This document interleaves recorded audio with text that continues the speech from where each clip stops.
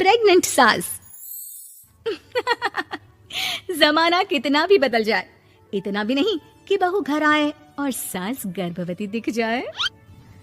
देखो मीरा, माँ का पूरा ख्याल रखना है, उनसे अब काम नहीं होता है। क्यों, क्या हो गया है? तुम्हारी माँ तो हट्टी कट्टी दिख रही है, पूरी शादी में घोड़ी की तरह नाची है, अब क्यों काम नहीं होता उनसे?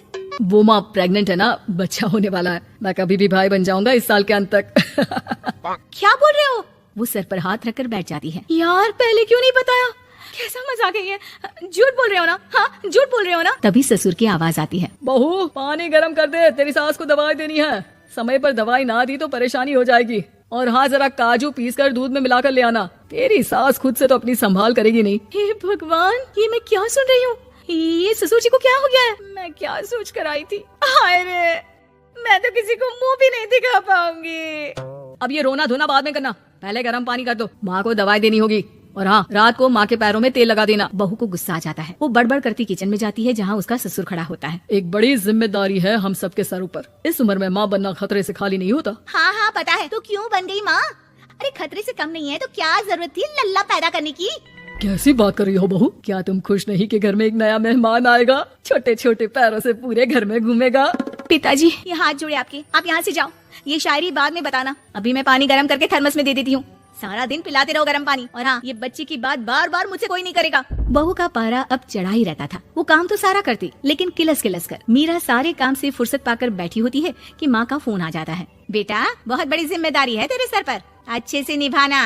ससुराल में हर किसी को खुश रखना वैसे तो मुश्किल है, लेकिन भगवान ही हिम्मत देता है बहू को हर कुछ सहकर सबको खुश रखने की। क्या बड़बड़ किए जा रही हो माँ? जानती भी हो कि यहाँ क्या चल रहा है? मेरी सास, अरे तेरी सास तो देवी है देवी। कितने खुश हो रहे थे सारे तेरी सूरत देख देख कर। पता नहीं जैसे बहू नहीं कोई मन मांगी मुराद मिल गई हो उन लोगों को। अरे बात तो पूरी सुनो, मन मांगी बुरा तो पूरी हुई है। अरे मेरी सास को बच्चा होने वाला है, प्रेग्नेंट है वो। क्या बकवास कर रही है मीरा? ये बात किसी को कहना मत। मुझे तो बता दिया, लेकिन अब अपनी जबान सिल ले। कहाँ है तेरी सास? बात तो करा मेरी। पूछू जरा, पोता पोती खिलाने की उम्र में खुद का बच्चा खिलाने का शौक कहाँ से आ गया?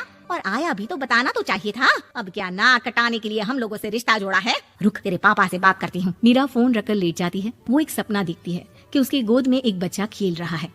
भाभी की गोद में कितना खुश दिख रहा है ना, लग ही नहीं रहा कि भाभी है।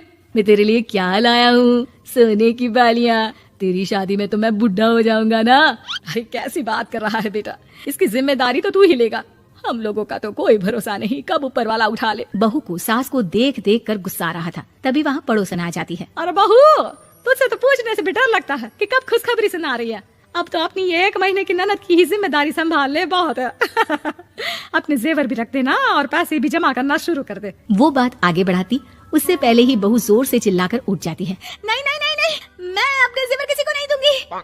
अरे कौन ले रहा है तुम्हारे जेवर? तुम औरतें भी ना सपने में भी जेवर ही संभालती रहती हो। मैंने जो सपना देखा है ना, सुनोगे तो होश उड़ जाएंगे।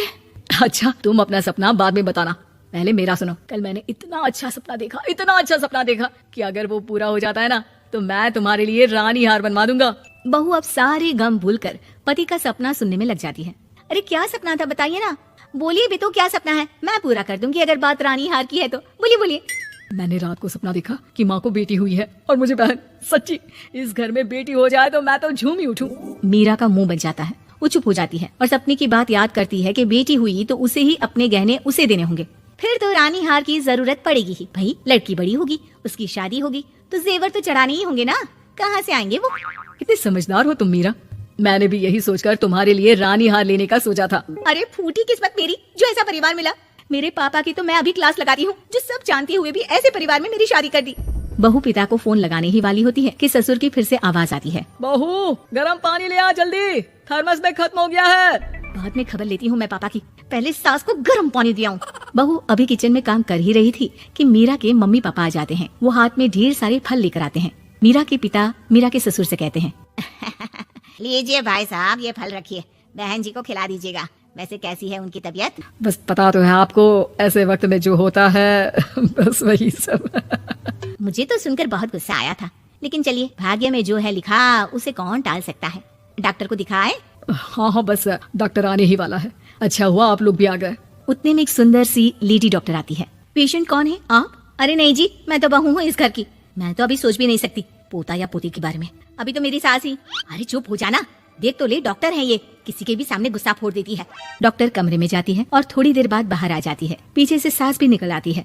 हे भगवान, इतना दुख तो किसी को भी ना दे जितना मुझे दिया है। देखिए बहन जी, आप लोगों को तो ये सोचना भी नहीं चाहिए था। वही तो मैं भी कह रही थी कि आप लोगों के लिए तो सोचना भी गुनाह है, लेकिन अब पछताए होत क्या जब चिड़िया चुग गई खेत। डॉक्टर वहाँ से चली जाती है। मैं माँ नहीं बन सकती, मैं प्रेग्नेंट भी नहीं हूँ। ये कैसे? तुम तो बोल रही थी कि अरे वो गैस का दर्द था और पेट भी गैस से फूल रहा था। डॉक्टर ने चूर्ण दे दिया है, गर्म पानी से फांकना है। मैं भी लाती हूँ गर्म पानी। अरे मैं तो गीजर ही लगा देती हूँ। हाय रे, खुशी के मारे पागल ना हो जाओ।